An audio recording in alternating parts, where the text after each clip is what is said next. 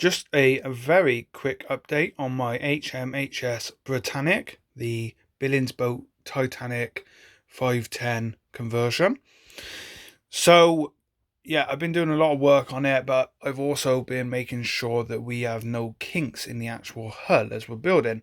Hence why I put this scaffolding board with these handles and then these pieces for the keel to pull it all straight. However, as building, I've noticed that it probably won't show up, but down to the stern there's a slight kink. Now, it's good that I've noticed this now because I haven't built so much and then realised there's a kink in it. So something that I gotta get sorted. How I noticed this when building, because I am building it properly, I'm making sure that I'm not fitting any parts, I'm test fitting everything first.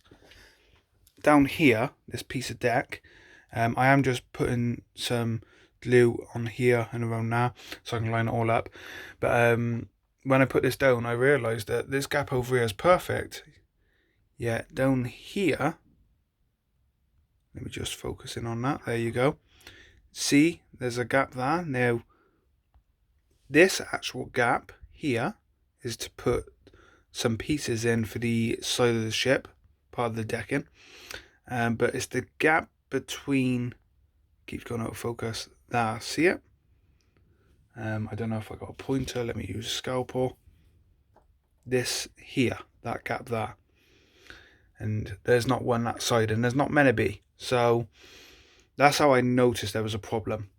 So before I go any farther with this, I was going to get a lot done this week and weekend to bring an update next week for you all.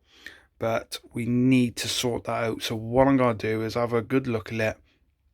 And yeah, I'll come back to you all, update you. But I thought I just wanted to show that little bit of a problem that I need to get sorted. Other than that, everything's going to plan.